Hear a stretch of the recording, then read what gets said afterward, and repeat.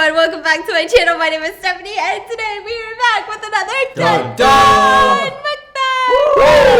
We're here with Dan, my man. I know you guys have been asking for him. You have been fucking demanding him in the comments. Oh, really? Yeah, they're like, fuck off YouTube without Dan. I'm like, wow, so rude. Okay. So like, we're back in Atlanta with the family and today we are eating this Korean kimchi pancake that we have turned into a pizza with some mozzarella cheese. It was supposed to be a perfect circle. I don't know what's going on. And then it's got some teriyaki sauce on the side. Looks delicious. We have this tteokbokki pasta sauce with fun noodles. We've got fire tuna kimbap. Literally fire as in like I think they put nuclear sauce on it. I'm not saying like it's fire as in it's good. I've never had it. Yeah. And then we got some tonkatsu kimbap. We have some fried seaweed rolls with some japchae noodles inside, spicy pork katsu, and a Korean fried omelette.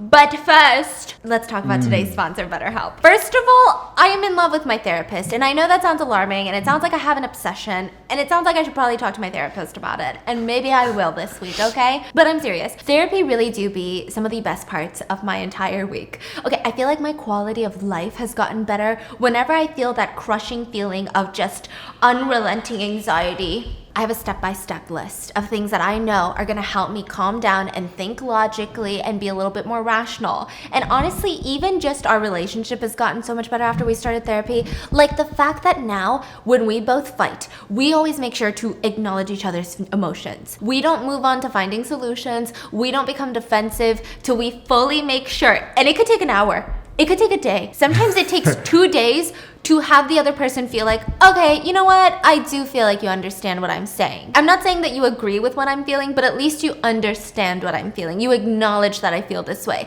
That has stopped so many fights. And oh my God, he's so much hotter now. Like the whole, wow.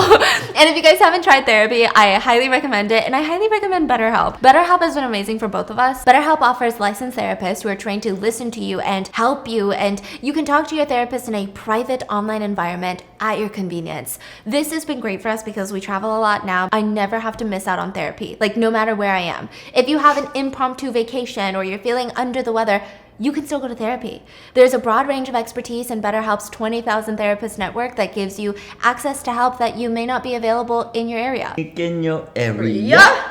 You just fill out a questionnaire to help assess your specific needs, and then you get matched with a therapist in as little as 48 hours. You can schedule secure video and phone sessions, plus you can exchange unlimited messages, and everything that you share is completely confidential. You can even request a new therapist at no charge and join the 3 million plus people who have taken charge of their mental health with the help of an experienced BetterHelp therapist. Get 10% off your first month. Visit betterhelp.com/Stephanie Sue or click the link in the description. That's betterhelp.com/Stephanie Sue. And thank you, BetterHelp, for sponsoring today's video. And let's get into the food. Okay, I'm so excited. I'm gonna go with the pasta. Yeah, me too. Okay, Dan had a snake bite and he said it was so good. It is so good. He was like, you gotta try the pasta, it's so good. And this is homemade. Yeah. So. Okay. You had a bacon, right?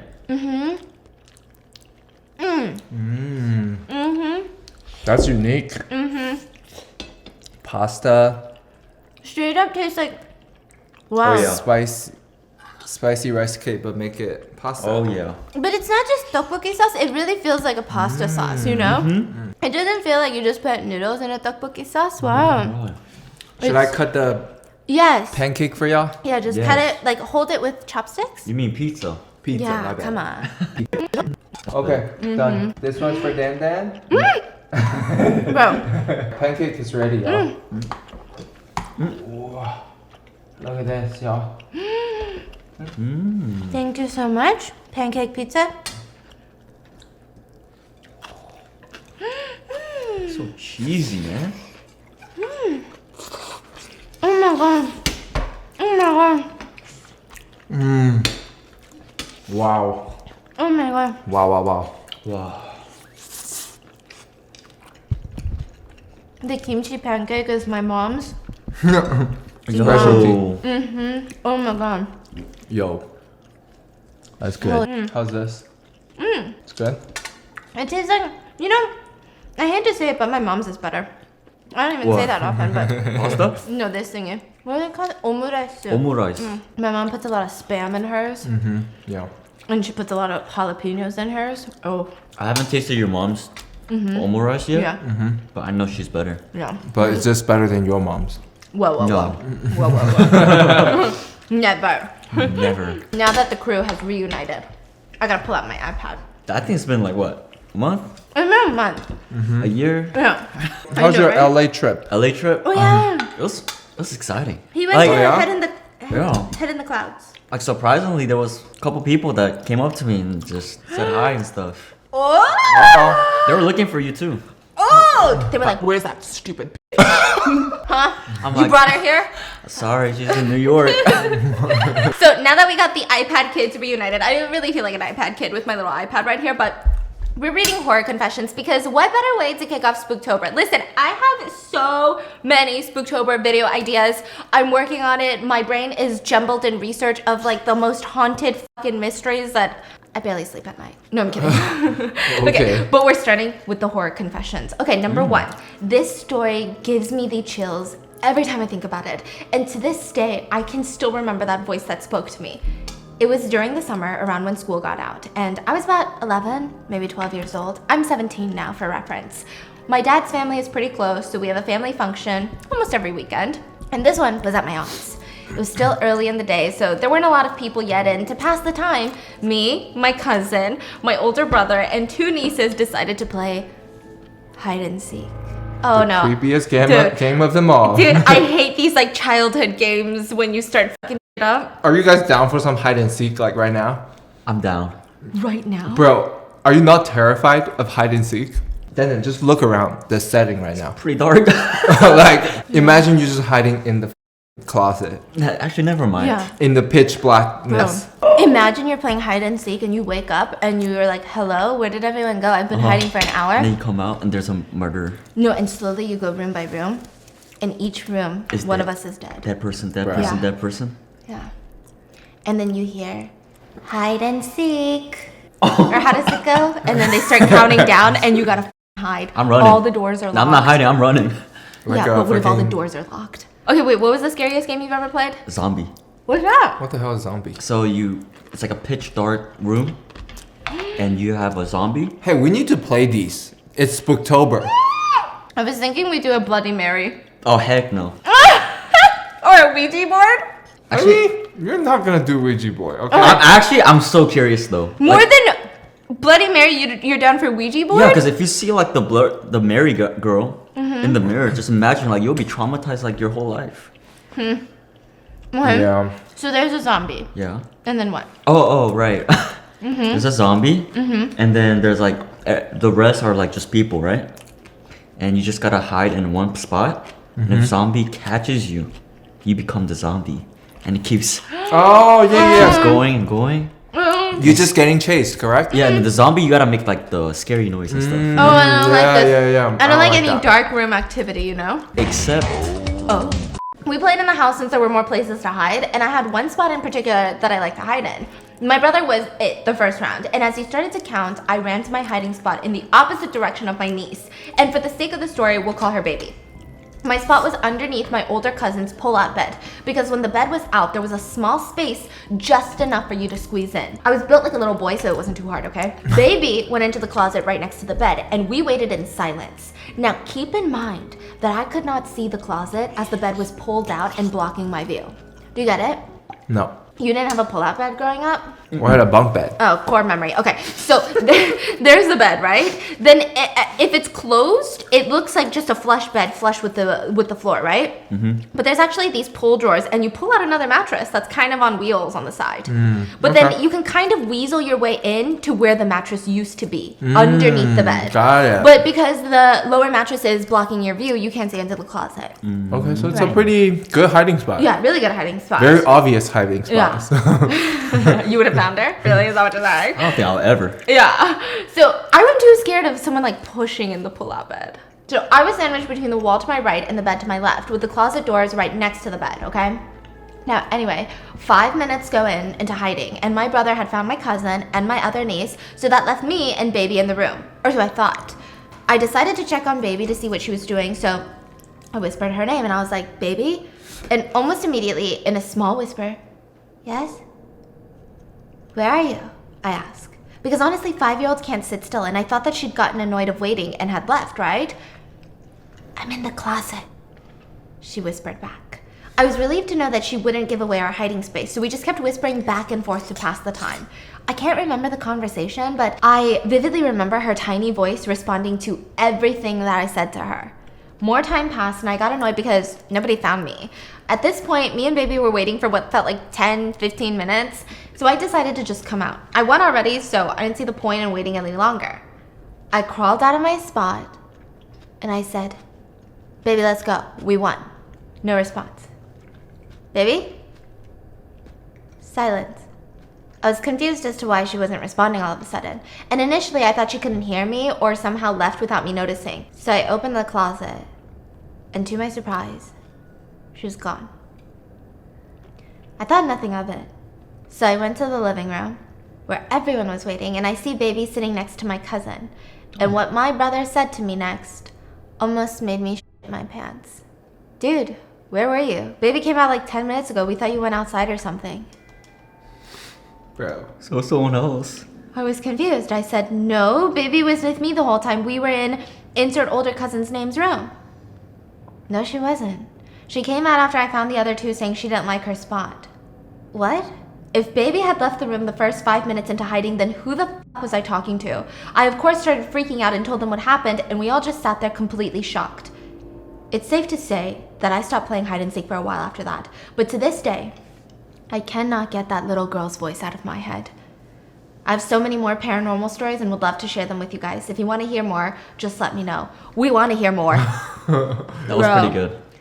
That was creepy. That's what I'm saying. Like, imagine you experience one of those. And the thing is, if this story is true, I feel like I'm like 90% certain like the baby pranked.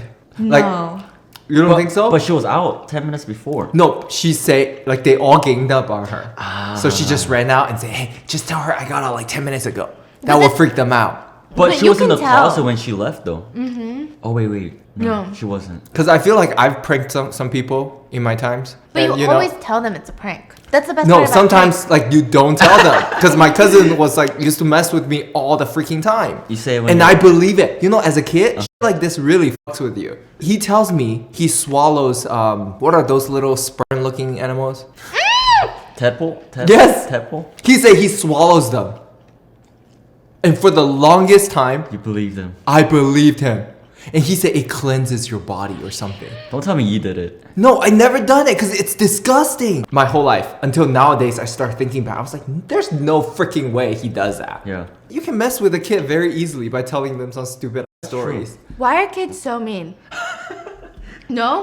Why are kids so mean? It's the TV shows. So I don't know. I feel like our family's too nice to do shit like that, no? Oh, you did some pranks. Yeah, I did some pranks, but I am the number one person who will tell you it's a prank within 5 seconds of the prank. True. I can't hold it in. Which ruins the prank. I know, I can't hold it in. I don't know why. Yeah, I don't know why. I would never play hide and seek again. Yeah, that is so creepy. Do you think it was a prank or I don't know. I feel like it was a ghost because 5-year-olds can't keep pranks that long. It's not even you keep it, you forget about it. No, but Sometimes even you in that forget to moment. clarify it. I don't know. I mean, I'm a little skeptical, but okay, if it's true, then Do you believe in ghosts? Oh, of course. Me? Mm-hmm. I'm You half do? and half. These days I believe in them more and more. For sure. I don't know why. And it freaks me out. Hey, Stephanie, Fiance, and Dan. I've been following you guys for a couple of years now, and you guys have really helped me through some dark times. You made me laugh, gag. Why did we make you gag? And cry. We made you cry. I hope my encounter creeps you out because it truly traumatized me for years. Damn. When I was in the 3rd grade, I went on a cultural exchange program with my school to Malaysia. I'm from Singapore, by the way. One of our accommodations was a 2-story motel next to a forest. They grouped all the students in 3s, and I thankfully got to share a room with 2 of my good friends. But the worst part was that we were pussy ass bitches, and I was already considered the bravest of the group. When I say this motel was creepy, it was creepy. Why is your voice so creepy? Right next to the main door, there was a bathroom on the left. There were 2 queen-size beds, a cabinet in front of one of the beds, and a TV.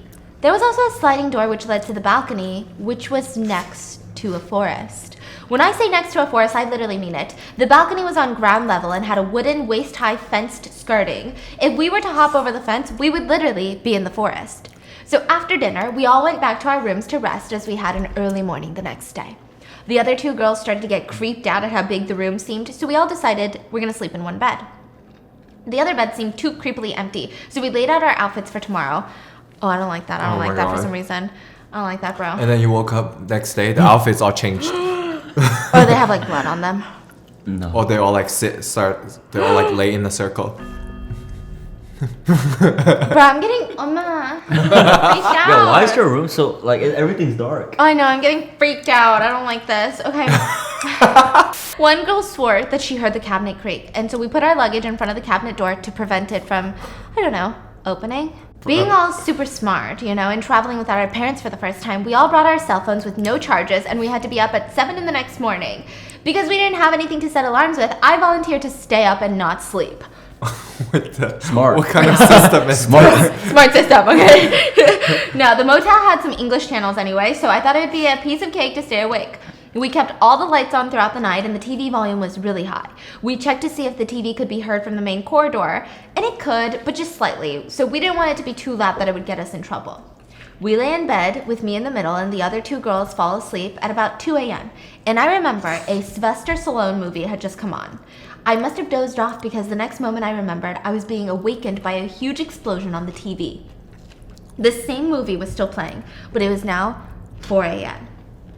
I had cold sweat and my heart was pumping way faster than it should have. I got out of bed to try and shake it off, and I think I woke up one of the girls. She decided to take a shower since she was already up and we could chill and slowly get ready for the day. I was pacing around the room, and I didn't know if it was stupidity or curiosity, probably stupidity.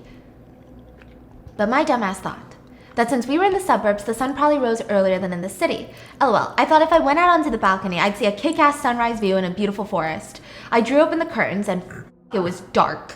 My first thought was dark forest and Harry Potter. Sinister, but there was a certain kind of beauty to it. I scanned through the forest with thick tree trunks and exposed roots, and then I saw it. I only caught a glimpse of it, but I saw someone standing on one of the branches a couple trees away. Oh, no. I didn't want to confirm what I saw and immediately shut the curtains with my hands on the edges, making sure I couldn't see even a sliver of the outside anymore. I was shaking and it felt like I was hanging on for dear life. A few moments later, the girl who was showering came out in her fogged up glasses and asked me what I was doing with the curtains. I tried to stay calm, and I asked her if she could see anything.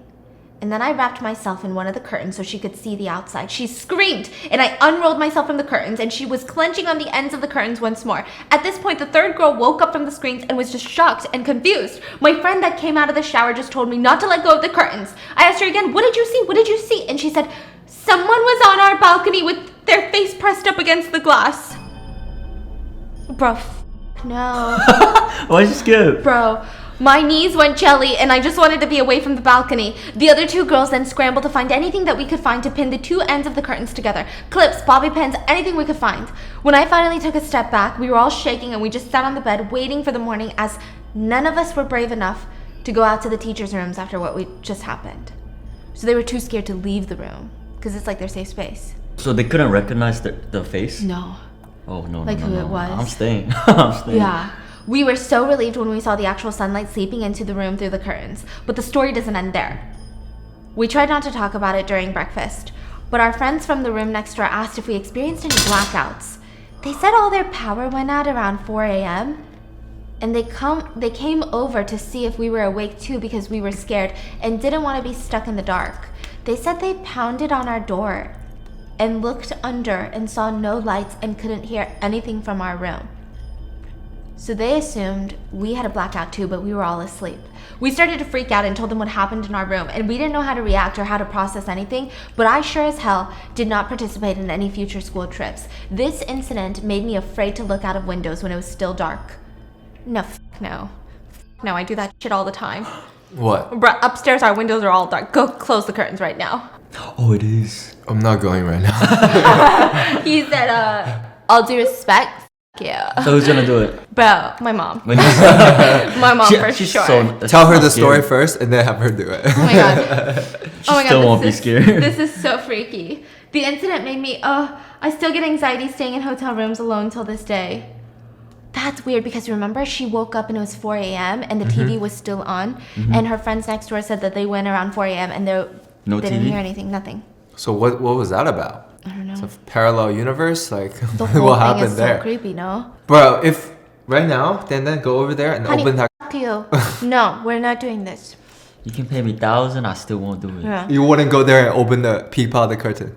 No, bro. What if it's like a prank or something? You open it, there's someone just like, It's like Andrew or something. what? I'm so scared. No, not again. I have to call my mom. No. It's okay, I protect you. You will do no such thing. That's a good one. I give that a good, I think so far everything has been good. 9.5 out of 10. That's freaky. I like it. You gotta give this a chance as it's a slow burner. But I promise it's worth it. Damn. Bitch, you guys are really just These f***ing with people me are now. like writers. Like, Yeah. for real though. Literally, like, why do you want me to die? I just want the kimchi and my kimchi pancake. I'm so stressed. So for Spooktober? Spooktober. Spectacular. Let's do Bloody Mary. Oh my Let's God. go to a forest. Let's open the curtains. No! Yes. So you want to play Bloody Mary, but you don't want to check the window. What? Like, Yeah. how does that make sense? I'm more scared of people than I am, like, But as of Bloody right now. Mary's a person too, no? The Ouija board? If it's You're real. not scared of that. You I are. am. Yeah. So you can play that. I need you to stop asking me questions. Okay. I'm about to call my mom. This is the story of how me and my best friend got stalked by a murderer for 3 years. What? Is that the slow burner one? Yeah. Oh. That was not a slow burn at all. You went balls deep, okay? First of all, I wanted to say that this stuff has been going on for years, and we were probably 13 or 14, and things are getting scary. I'm 18 now, and I have a lot more common sense. Or I would at least like to think so. So please try to see it from the perspective of two very young girls. I had ridden horses all my life, but I never kept them close to home. When the opportunity arose to keep them 5 minutes from my house with my closest friend's horses, I was over the moon. Little did I know what was about to unfold. I'll start with the backstory. My horse came from a sanctuary that I volunteered at. One conversation with the owner always stuck with me. Her father had built a farm in a little village about a 10-minute walk from my house. She mentioned that he would be turning in his grave if he found out who owned it now. I was intrigued, so I asked for more information. She told me that the man who now owns it, and we'll call him Elliot, is a pig farmer who murdered his brother-in-law over a debt and fed him to the pigs. He then moved said pigs over 2 to 3 hours away for long enough so that when the police found any trace of DNA, it was long out of their system. It's like a robber. Yeah. He actually was charged for murder, but then was acquitted by the judge due to lack of evidence. What's ironic is that he moved these pigs without a moving permit, which is illegal, and sus as hell, as moving permits are not hard to get a hold of. So in the end, he got punished for the illegal transportation of livestock and not for murder. She told me everyone in the village knew that he did it. Fast forward to getting to the farm. Me and my bestie, Annie, used to ride every day without any particularly scary thing happening until one day. We decided to ride our horses down a different trail, one that went past an unfamiliar farm. All seemed fine until the path came to a stop. There were gates and guard dogs in the way. Assuming we must have taken a wrong turn, we passed the gates and continued on through the fields and around the farm. Unknowingly, we were trespassing. The horses started to feel extremely uneasy underneath us, backing up and shooting forward. Annie's was backing up towards the ditch, and I was contemplating living up to my hero complex, but before I had the chance to save her, something caught my eye. A man stood completely still staring at us from the farm. I honestly thought he was a scarecrow at first because he was so still. He disappeared after about 30 seconds of solid eye contact, and for some reason it just made the hairs on the back of my neck stand up. There was something so unsettling about him. A few minutes later, we got the horses under control, but something was off. That's when we heard gunshots from behind us. Guns are illegal in my country, so we thought it was probably bird scares or farmers shooting bunnies. We went into a flat-out gallop and terrified of getting caught by a stray bullet, assuming that we thought that they didn't realize we were there. All the while, we were looking back to see if any birds flew to confirm our theory. They never did. It was meant for us, to warn us to stay away. Later that night, we looked back at the map to see where we went wrong. He'd blocked the trail with those gates and dogs, knowing people would go the wrong way, and then he would shoot at them? especially 2 young girls on horseback. I mean, that's psychotic. After that, it went quiet. I mean, there were odd things. Our horses were let out, sheep were stolen, and a white pickup truck was seen prowling the area often, but nothing too serious. Until November of that year, where we would be riding on the dark because of the shorter days. This particular evening, we were goofing around like 14-year-olds. We heard an owl hooting. It was coming from the scary farmer's fields. So I began imitating it, joking around, not expecting a reply. But it did reply. Annie started joining in, and 5 minutes later, it was still replying. In hindsight, this is definitely a red flag because there's no owl stupid enough to think that we were one of them. This one sounded louder with each reply, and the noise became less and less owl-like as time went on. There was a moment where this thing made a strangled sound, and Annie turned to me saying, "That is not an owl." We realized that we had led whoever was in that field straight to us. We turned off our flashlights and ducked, trying to be quiet, which is hard when you have a 1,200-pound animal squashing through the mud beneath you. We decided to screw it and gallop the rest of the fields back to the farm, not realizing that the weight of the horses had left deep hoof marks in the soil leading back to us. The adrenaline was wearing off when we were getting the horses ready for bed, and we laughed off the anxiety. Because, that's what bad bitches do. This is when we heard the crunch of broken glass being stepped on from one of the greenhouses opposite where we keep the horses. It was pitch black except for the dull light coming from behind us, so we couldn't see a thing. Immediately, we turned all the lights off, picked up a pocket knife, and hid behind the stable door. We waited for 10 minutes with no phone signal to call the police, but we didn't hear a thing.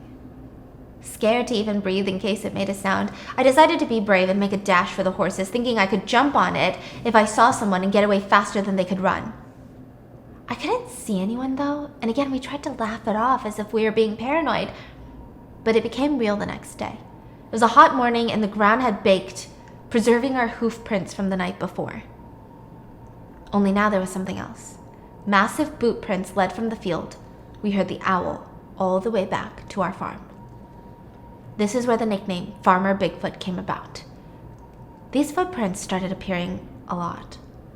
We used to skate on the ice where the fields flooded over in winter, and we noticed the prints in some of the snow a few times, stomping on the edge of the ice and then continuing in the opposite direction. We never saw a soul. I lost Annie's phone in the field one night and we went looking for it in the dark. Next morning, footprints. Big footprints. We ended up having a massive battle over another trail that was getting blocked off. Trees were burned or cut down to block us, bones were left to scare us off, and we were tired of it. So we decided to speak to some of the neighbors. They told us, "Whatever you do, don't mess with the farmer. He's known as the man who makes people disappear." And that's when it clicked. It was Elliot. Farmer Bigfoot was Elliot. This whole time we were being followed and messed with by a murderer. We were terrified. We started leaving clues on our Snapchat stories, thinking if it was weird enough for people to screenshot, we'd have multiple witnesses if anything happened to us. We told all of our friends to look for Elliot if we disappeared, but it all went quiet. Nothing happened. No footprints, our trail was cleared, and that was that. Until a few years later. We'd finished riding and I was leading the horses back to the field. The track goes through a wooden area, and as soon as I reached those trees, a smell immediately hit me. It was vile. I knew exactly what it was. Literal rotting flesh. It was enough to make you gag. I put the horses out and immediately ran back to Annie so that she could investigate with me, and our farm owner, Ryan, overheard and went to the house to grab a flashlight.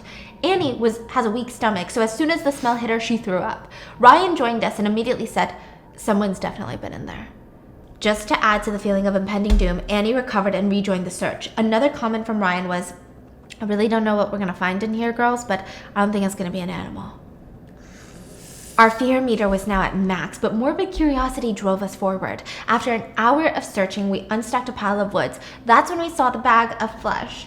They were clear Ziploc bags. It was almost a surreal experience. Maggots were crawling inside the bag, but there were no holes, implying whatever meat was in there had been rotting for a good while before it was cut up and put into the bags. After more vomit from Annie, we decided to call it a day, reassured that Ryan would deal with whatever the fuck this was. We were honestly so traumatized and couldn't even stomach a meal until a couple days later. We assumed Ryan would have called the police. I mean, he's hands down one of the safest, most loveliest guys on the planet, but he acted extremely questionably. He didn't call the police, he buried the bags. He didn't even just throw them out, he What? fucking buried them. What? We assume now, it's because he's old and vulnerable and didn't want to get involved in anything that might put him or his family at risk. I still don't know why me and Annie didn't call the police. I'm guessing we didn't want to cause trouble. This is where the story concludes. Unsatisfying, I know. I'm no longer at that farm, but I still have horses. Me and Annie are besties and reminisce from time to time about our joint trauma. Nothing has really happened except from a milkman being robbed and nearly beaten to death by my home. It was 2 men in a white pickup. Do you know who else has a white pickup truck? I'm sure you've guessed. Farmer Bigfoot. Yeah. The serial killer. That was so engaged in that story. Yeah. Oh my god. I'm so freaked out. Can I call my mom now? I mean, wouldn't she supposed to call? I'm scared. Me too. Yeah. Okay, this is worse. What? The story has to do with you, Stephanie. Yes, Damn. you. Uh-oh. All right. Uh-oh. Time to pack it up. 2 years ago, when I was 17, I was watching one of your videos when I realized your whole video was in a deep tone. Deep tone? Yeah, Okay. you, Dan, Okay. and Steph-fiance were all talking in a demonic-like voice, and your eyes were getting Like this? really red. And you started to look older and skinnier, but you were eating. Stephanie started crying blood because it was about a sad story you were reading. And Dan was biting his fingers off, like literally eating his fingers from his hand. Wait, what? Because there was no food left on the table. What the heck? Now, let me tell you, I was screaming in horror, but I could not stop watching. That's my girl. That's my girl right there. That's a real one. I could not stop watching, even if I wanted to. It's almost like I was trapped in a state and couldn't move at all. Dan was still nibbling on his fingers and his teeth started to get bigger and bigger, and it got so big it fell out of his gums and his tongue fell out too. I started scratching myself and punching myself because I realized I was in a horrific dream where you guys were just not yourselves. No matter how much I tried to get out, I was stuck in my dream. You started singing, "Happy birthday to you. Happy birthday to you. I gotta do deep voice, deep voice. Happy birthday, dear you. Happy birthday to you. That's really creepy. I'm freaking myself out, bro. I don't remember us doing that. Your voice started to get raspy and it almost sounded dehydrated. Dan had fallen over from the blood loss from his fingers and mouth, and your face was turning into a giant grin with your eyes getting wider and wider, looking straight into me, singing happy birthday. Okay. I suddenly closed my eyes super hard and opened them again, and that was when I finally woke up. I was so relieved when I did, and then I checked my phone, and it was my birthday. Like you said in my dream. And that's not even the worst part. I had scratch marks all over my body from trying to get out of this horrific nightmare, and I never watched your videos again until recently. I've had therapy since from the trauma of being paralyzed in a dream, and I'm still trying to figure out to this day why you still have a demonic voice in your videos. Oh, damn. Oh, shit. that's the end. You're so shocked. Bro, I'm freaked out. I thought you were gonna be like, anyway, I woke up from my dream, you stupid bitch. Wait, so Don't she ever sing dreamt? again. And then she woke up. But this feels like a no sleep story because Yeah. the end is like why you still have a demonic voice, meaning Right. she's still watching it and it's still the happy birthday. She still remembers that dream. voice. No, remember, the video is still All us. the videos of us are still the same happy birthday. But what if It was a no sleep, like a fake Yeah, fictional. it's like a fictional story, but But bro, that's pretty good. pretty good? Great writing. She got us. I'm scared. Call me, mommy. No, not call me, mommy, but like call me, Mama. You know what I Mommy? mean? Mommy. Okay, a little backstory before we get into the main story. I had always suffered from insomnia, which was fueled further by my constant paranoia that something was gonna happen while I was sleeping. Oh, bro. When I hear about people being paranoid when they're sleeping, I never can relate so hard. Like it would often get to the point where I wouldn't sleep for 1 to 2 nights. During these nights, I would grab my parents' iPad and stay up all night watching YouTube videos. Bro, it better not be me. Bro, it better not be me saying happy birthday. Occasionally, when this would happen, my sister would walk past my room as she was heading to her room, and because I never slept with the door closed, you guys sleep with the door closed. You have to sleep with the door closed. And it has nothing to do with people killing you. It has to do with the fact that if a fire ever breaks out, sleeping with your door closed is the difference between life and death. How so? Because the fire travels fast and the smoke will kill you. Literally. That's what firefighters said all the time. Sleep with your door closed. That's like the only thing that literally keeps people awake or alive if there's a fire in your house. Fun fact. Close my door. And she would see that I was awake and tell me to go to sleep. One night when I was laying in bed, I had a sudden feeling that was telling me to not sleep. And this would happen often, so I just shrugged it off and tried to go to bed. However, after an hour or so of laying there, I was still unable to fall asleep, so I decided to go on the iPad and hide under the covers like usual. After a couple of minutes of scrolling, I heard my sister. She had walked out of her room, gone to the bathroom, flushed, and then started making her way back to her room when I heard her say my name. And I responded with, "Yeah, I'll go to sleep in a minute." Usually she would respond by pestering me, "No, go to sleep now." But this time, she didn't respond. Instead, it didn't even sound like she went back into her room. I mean, I couldn't even hear any footsteps after she initially called my name. I found it so weird, so I called her name to see if she was still there. No response. At this point, the house had grown dead quiet, which was so unusual because I knew that my mom was still awake downstairs watching TV. I started to get freaked out. So I came out from under the covers and saw that no one was standing at my door. I decided to walk over to my sister's room to ask her why she said my name and then just walked off. But when I asked her, she told me she never got up to go use the restroom. Oh no. Oh no. It's like that hide and seek. Bruh, no.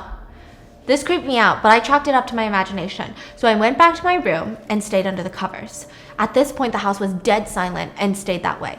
An hour or two passed and I started getting hot from being under the covers. So I got out from under the covers to cool off for a bit when I saw something or someone in the corner of my room, right next to my door. It took me a minute to process what I was seeing, but after I did, I was frozen. I was staring at a woman in an old dress that was sitting facing the wall, looking down at where her hands should have been. But when I looked, there was nothing. Her hands were not attached to her body. I sat there staring at her for a while before I started yelling for my mom to come to my room. When my mom had gotten to my door, I started pointing at the woman. She was sitting inches away from my mom, and my mom couldn't see her. I sat there pointing and yelling that there was someone there, but my mom couldn't believe me, and instead, she started to scold me for still being awake. I ended up begging her to let me sleep in her room that night, but she was still too focused on the fact that I was still awake rather than the little ghost next to her. I ended up having to sleep in my room that night, and the lady in the corner of my room stayed there for what felt like hours. At some point, I decided to hide under the covers and hope that she would just go away. After a while, I had to pee. Yeah, my body was self-sabotaging, okay? I built up the courage to get out from under the covers, and when I looked at the door, she wasn't there. I looked all over my room, and once I felt like she was gone, I went to the bathroom and ended up falling asleep while watching YouTube. Now when I look back at it, I think it could have just been me hallucinating from the lack of sleep. But when I Googled it, it said that you would need 3 to 4 days of no sleep to start hallucinating. I only had 1 night of no sleep. After this happened, I heard my family members calling my name from the hallway outside my room for months. Until my sister's boyfriend put holy water in the room after hearing about all my stories. I remember watching one of your videos while you were talking about the Delia Parker Young situation, the girl who died in a car accident near Lake Lanier. In the video, you talked about how when her body was found, she had no hands. Oh, I remember that. And is said to haunt the highway. It reminded me a lot of the woman I saw in my room. And it creeped me out considering I also live in Georgia and I've been to Lake Lanier. Bro, all 3 of us right now. Bro, Lake Lanier. I heard a lot of bad things. Have you? I've been there once. Have you? What have you heard? There's a lot of dead bodies in the lake. One of Tiffany's friend fell over a boat at Lake Lanier and died. No way. True story. It is, that area is like we don't go there. No way. Again, yeah. How old was she? It was like recent, past few years, I think. Yeah, the lake is weird. I swim in that lake. You swim? Oh, I have too. Cause they have the little beach, right? Oh yeah, area. I swim in the like not on a boat where you jump off, but in the beach area. Yeah, I used to. Yeah. Oh, I jumped off the boat. Like I have to, boating yeah. thing? Like the boating, Oh, they I do the remember. like jet skis and all that. You know, that's something that God. I find it really hard to do. I can't jump off a boat into water. Really? It freaks me out. Even like with not black Lake I mean, you're Lanier. just scared of water in general. I'm scared of water, but just it just feels eerie. Like, even when I see it in movies, and I know it's not a scary movie. It's like one of those, like, I don't know, it could be on Succession. No one's gonna freaking die, you know? Well, I don't know. Okay, but it just never sits well. Yeah. It's weird. Yeah, have you guys seen the movie? The movie of a bunch of friends jump off a boat? And they forgot to put down the ladder, and they can't crawl. It's a yacht. Oh, you can't go back up. They can't You go can't. back up. Okay. Have you seen that And movie? no one's nearby. No. And then what? They just, I think they die one by one. Yeah. Like they couldn't get back Alright, up. we're not going to a lake no more. Yeah, I'm so freaked out. Wow. I have plenty more stories to tell when I firmly believed that my house was haunted, but this is one of the creepiest ones in my opinion. P.S. I love all three of you. Your videos have helped me through some rough times, and I've enjoyed watching you for the past 3 years. Oh, love you, bitch. Please excuse my terrible storytelling skills, but this happened very recently. Back in March of this year, I had just graduated university and wanted to start a fresh start in a new city and a new country by myself. I decided to move to London and kickstart my career. Having moved to a new exciting city, a lot of my friends from back home wanted to come over and visit me to see how I was getting on. So a couple of my friends were in the city, and I was on my way to meet them on their last day of breakfast. And I hopped on the tube, which is like the train, at 9 a.m., making my way to the restaurant when I noticed this guy at the end of the carriage. Being an oblivious and fresh-minded girl from a closed-knitted small town where people greeted each other on the street, I didn't have any sense of danger. I sat down in the first seat that I saw. This man seemed to be talking on the phone, but I didn't notice a phone in his hand, so I assumed it was through his AirPods or headphones, but he was wearing a hat, so I couldn't see anything.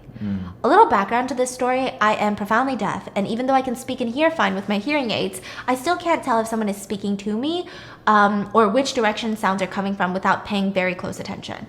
I could sense something getting louder and louder around me, so I'd look up, and this man suddenly said at me, and he's yelling, "Why are you listening to my conversation?" I almost shit myself and looked around to see if he was actually screaming at me, and he was. I wanted to explain about my deafness and say that I couldn't eavesdrop on his conversation even if I tried, but I didn't, and I downplayed it, and I apologized. I'm sorry, I really wasn't. He didn't care. He proceeded to say, "Well, why the fuck are you listening to my conversation? Where are you from?" And I panicked and I said I was from London. He then proceeded to deny my answer and responded, "No, where were you born?" Oh no. I quickly said, "Ireland." The man then screamed, "My conversation has nothing to do with Ireland. Why the fuck are you listening to me?" What? Rude, bro. Yeah. What? I could see he was getting more and more agitated and angry every time I answered his questions. So I decided to start ignoring him, hoping to diffuse the situation, and he would eventually calm down and stop. I have avoidance anxiety and just look down at the floor or at the opposite end of the carriage, avoid letting him in my view, and that way he didn't exist, right? He was still yelling, but with my deafness, I couldn't understand what he was saying. I didn't want to know what he was yelling. Suddenly, I feel this ringing in my ears and a sharp headache coming on, and I look down and I see blood covering my jacket. The guy had punched me, smashing my head into the window of a train. He hit me so hard my hearing aids fell out. I didn't know what just happened. I was in shock. There were about 15 other people on the carriage who just saw what went down. As I was scrambling for my hearing aid, about 3 men stood up but basically did nothing. Did nothing? The guy hopped off the next station and vanished into the crowd. I didn't know what to do. One of the guys who got up to help handed me a tissue for the blood. He had broken my nose and given me a nasty black eye. I got off at the station after the assailant got off and alerted the police. To this day, they haven't managed to track him. I mean, it was awful because by the time that they got around to take my statement, I couldn't remember anything to identify him. Just his cold eyes and his scary mouth. I haven't been on the train since and shy away from anyone who approaches me. I am finding the city very lonely now.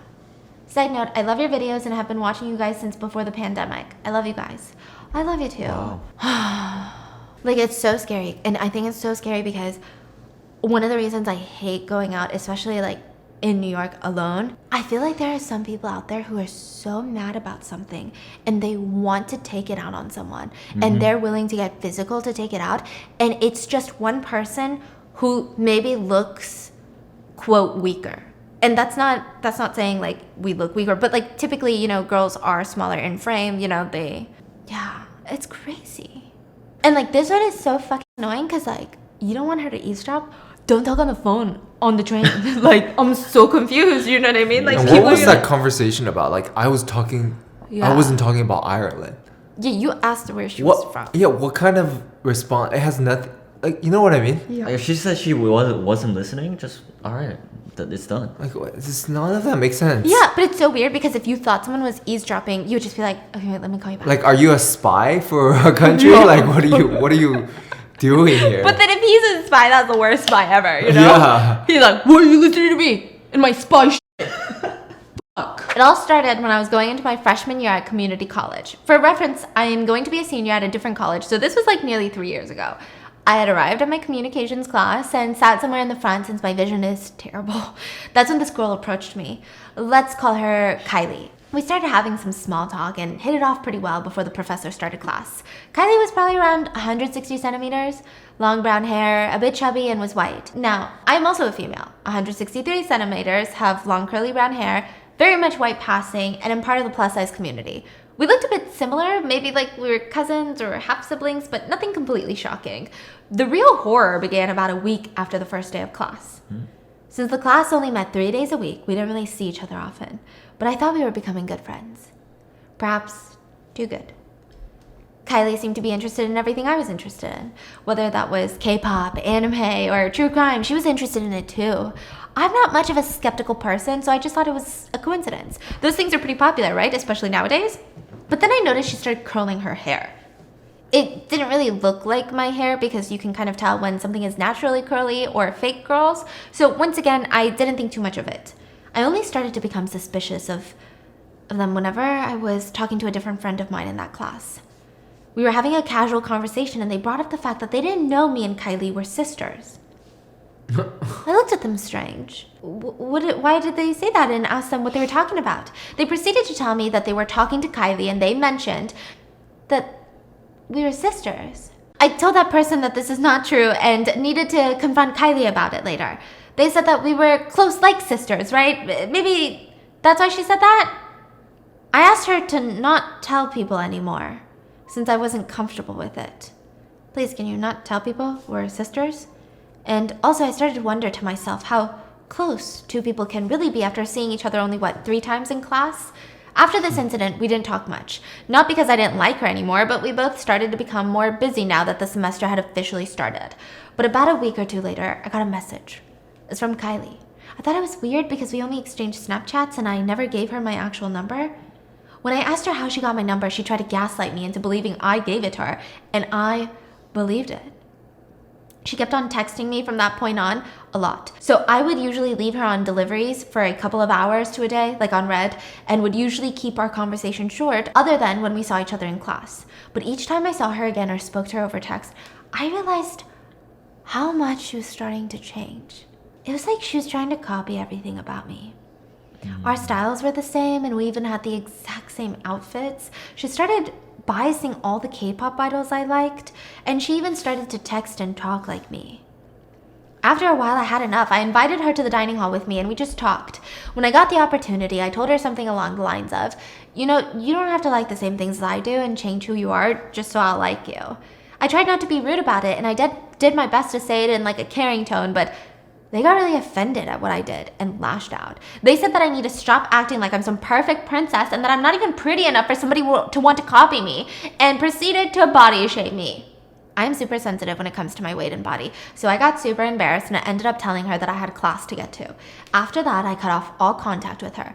I blocked her number and blocked them on Snapchat. During class, I sat all the way away from her and made sure I was sitting next to somebody else so that she couldn't sit next to me.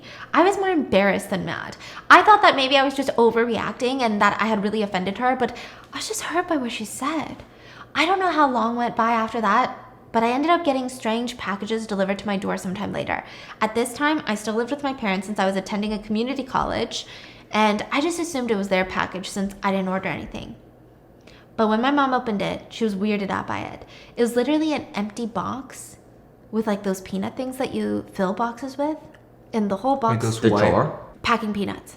those white things, right? Yeah. White little tissue thingies to fill the empty box. Oh. We couldn't yeah. find anything in the box, so we foam. dumped it out and it was just packing peanuts. And at the bottom of the box, Kylie's name was written on there. After that, we got letters and sometimes more packages with literally just her name written on the bottom of the box. I don't know how she found my address or why she was doing it, but it was starting to creep me out, and my parents. My dad even spoke to our neighbor who was a police officer, but they said there was nothing they could do about it because, 1, they don't have proof, and 2, no actual crime is being committed. I argued that it was harassment, but regardless, they did nothing about it. The empty packages and letters grew less and less frequent, and at one point just stopped happening altogether. I ended up transferring to a university after I got my general courses out the way and almost forgot about it. Almost. About a month ago, I found a package sitting in my front door. Like before, I had assumed it was my roommates, but they claimed they didn't order anything either, so I opened it. What do I find? Packing peanuts and Kylie's name.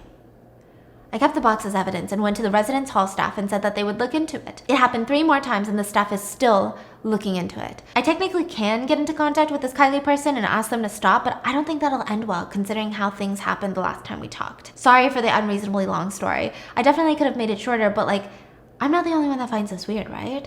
That's creepy. Yeah, no, bro, this is so creepy. Oh my god, holy shit. I would literally piss myself. I'll freak out and call cops or something. Yeah, because the feeling is, this is the beginning, is the feeling. Like, this type of behavior ramps up to something is the feeling for me. Yeah. Like, this is not the end. This is how I would feel. I don't know if that's true. Yeah. And the fact that nobody is doing that's so annoying about stalking laws is like, they're like, well, there's no crime unless, I don't know, they stab you or you're dead. You're like, well, that's what I'm trying to prevent, but you're not helping me. What's the point of even sending empty boxes and letters with just their name? It's not like any physical harm was being done, but it sort of freaks me out. What do you guys think? Anyway, I hope that you, Denda, Steph, fiance Tiffany, Paul, all of your friends and family, and especially baby Sophie, stay happy and well. You're like one of the only YouTubers who can actively keep me engaged with your videos, and I always look forward to seeing you, Steph, fiance, and even Denda in other mukbang videos. Don't forget that your physical and mental health always comes first. Love you guys. I love you too. But we need to do something about those boxes. Yeah. Oh I will my start God. sending box to Kylie. Yeah, everything is screens So creepy. red flag. Stalker, yeah. Yeah, they copy you, they want to be like you, and they want to kill you and replace you one day. Honey, don't freak out. Okay, sorry. That was a joke. I know, but I would be freaked out. Yeah, a it is joke. creepy. It's is very joke. creepy. Yeah, like, yeah. I don't know. That's Like, I don't even alarming. have advice because you talk to a police officer, you talk to the campus people, but... What's that? What, bitch? What? And then, Sorry. don't play games right now. Don't be fucking playing games right now. Alright. I'm gonna shit myself. Dude. I'm gonna call my mom. Alright, I'm gonna call my mom. Like, Alright. You don't play games either. I don't. Everybody calm down. Everybody calm down. Hey, Stephanie and Den. I've always wanted to tell you guys this weird and scary story, and now I finally have time. My name is Kane, and the year is 2014. I was a junior in high school with no direction, no life goals. I was a very vocal teenager who didn't believe in demons or ghosts for a long time, but one night, everything changed. One night. Me and my friends went to the movie theater to see the Ouija movie. Oh, what? The Ouija movie. Ouija? The Ouija board. Oh. The Ouija movie, which they said would be a good start into introducing me into the world of horror movies, and they were totally right. That movie made me piss my pants. Literally, I was so scared. After that, they peer pressured me into going to one of the local spirit stores and buying a Ouija board. While I was checking out with that horrid Ouija board in my hand, the cashier looked me up and down and called me an idiot. And she was right. Why? For buying a Ouija board. But you're selling a Ouija board. What do you mean? Yeah. Imagine you call your customer idiot for buying Hey, I'm sorry, I'm scared. I'm getting freaked out. the Ouija board, freaking you out. I gotta call my mom. What is your mom gonna do? I don't know. The Oh my gosh, she present. f***ing hung up on me. Damn. Oma? 아니야, 괜찮아. Yeah, I think might she need her to heard. I sit think she here. heard you. You need her to sit here? Yeah. Oh. Oh. 엄마 여기 앉아주면 안 돼? 너무 무서워 지금. 무서운 얘기하고 있어. Yeah, it's pretty scary. Yeah, I'm 27 next month, okay? Everyone who Okay. asked, okay? I live with my mommy and she comes downstairs when I'm scared. I'm embarrassed, okay? But this is getting creepy. I walked back to my house laughing and thinking that what she said was a joke. Soon after I got home to my friends, there were beers and more things that a high schooler shouldn't be drinking. My parents were on vacation for a couple of months, so it was kind of like a party. I propped up the Ouija board and we started to ask it questions like, who are you? We asked only to get no answer. Then one of my friends stupidly and jokingly asked, who are you going to kill tonight? The letters spelled out K-A-N-E. Our giggles stopped, and then we heard screams downstairs, and I immediately went into panic mode. I thought it was a movie. We quickly ended the game, but my friends stayed over. When I woke up the next day, I was still scared that the ghost demon might target me again, but soon I realized it's all a sham. I looked at my cameras from the night before, and my so-called friends set me up. The audio on my camera showed that they were going to play a prank on me. But that took a dark turn. While I was home looking on the cameras, the police showed up, and I asked them why they were here, and they said it was for a rape. Turns out one of my friends that wasn't using the Ouija board had a different idea. I'd always had a key behind the bush, and that sounds so 90s, but I would always sneak in after parties. My friends all knew about the key behind the bush. Turns out he lied and told the girl that it was his house and his parents weren't home. He unlocked my back door and brought her to the guest room. He brutally assaulted her. Those were the screams I heard. He took her home while we were all asleep, and I always wonder if I could have stopped it. Maybe I shouldn't have kept the key behind the bush, or maybe dance. Okay, first of all, I know that you're gonna blame yourself, and I know that you didn't ask me for a freaking lecture, but like, please don't blame yourself, Kane, because the only one to blame is the rapist. Like, you are not responsible for someone's actions. You did not leave that key and like, hey friends, use it for whatever nasty deeds you want to do. Mm-hmm. Maybe I shouldn't have kept the key behind the bush, or maybe I should have went downstairs after I heard the screams. I'll never really know. She soon identified him, and he was arrested and served 0 fucking years and only did community service. Yeah, the system sucks. He was a D1 white athlete, so not surprised. That's my story, and I would say, hope you enjoyed it, but I don't think anybody did. The last thing I asked my friends before I cut them off was, did you make the Ouija board say my name? And their response was no. I don't know if I really believe them, but that moment scared me and keeps me up at night. Thank you for the opportunity to tell my story. Wow, I did not expect that. Yeah. Oh my gosh.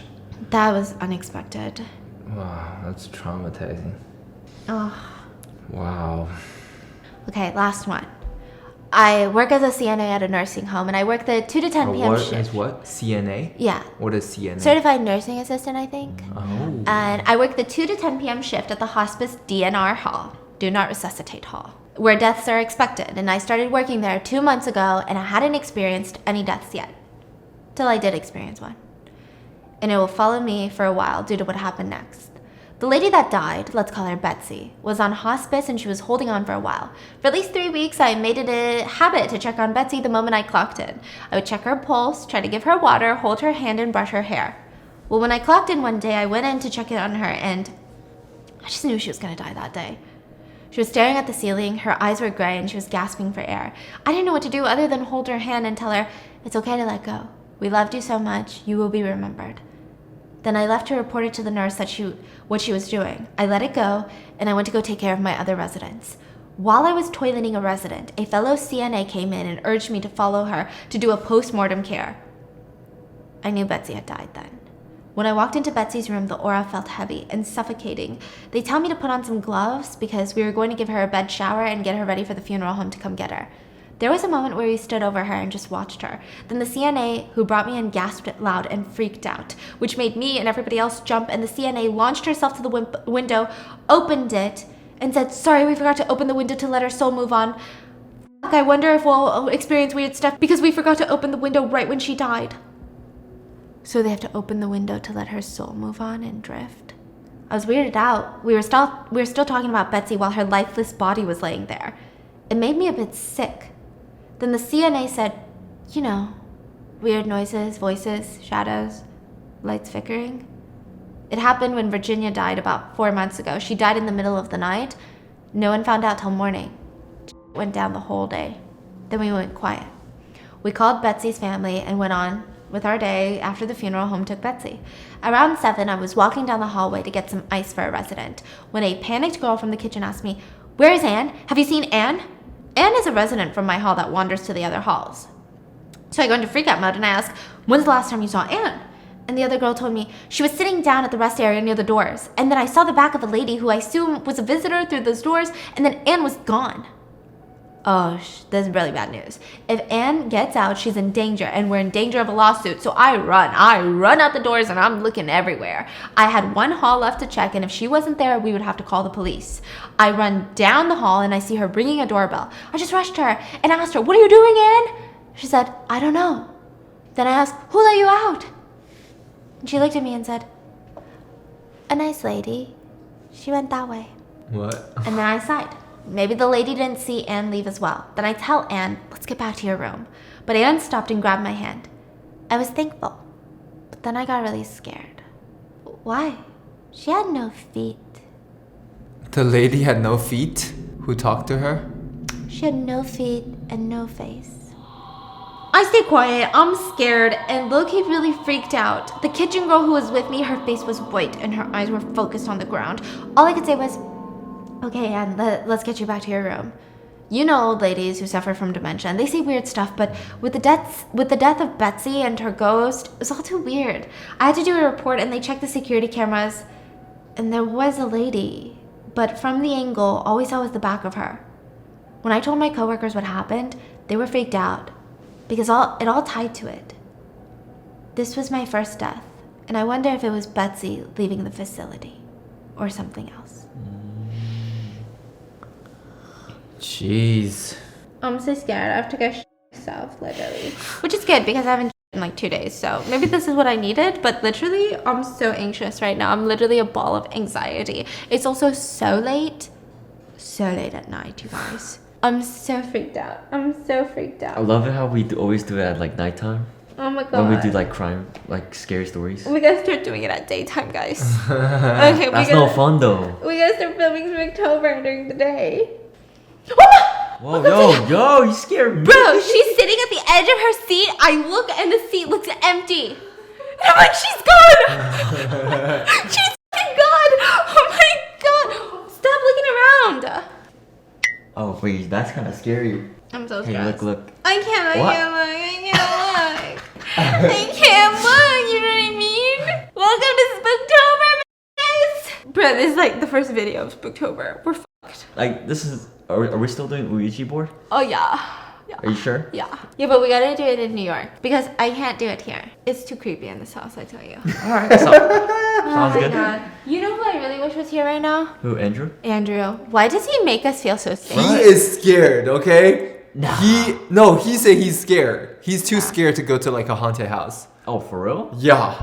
He's a big baby Andrew too. the tank? Andrew the tank. Like a beast? The tank? Yeah, a Are big you tank sure? baby. Yeah, tank baby. Who's like the most safe person? You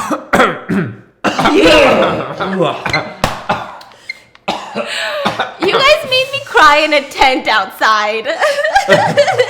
Hey, that was him. You think I don't remember? You guys made me cry in a tent outside. Wait, you remember? I don't recall. I don't recall. You guys plead the fifth all of a sudden. Wait, what's that? Wait, it's a bitch. Alright, I'm done. I'm done. I love you guys. 사랑해, bitch. See you later.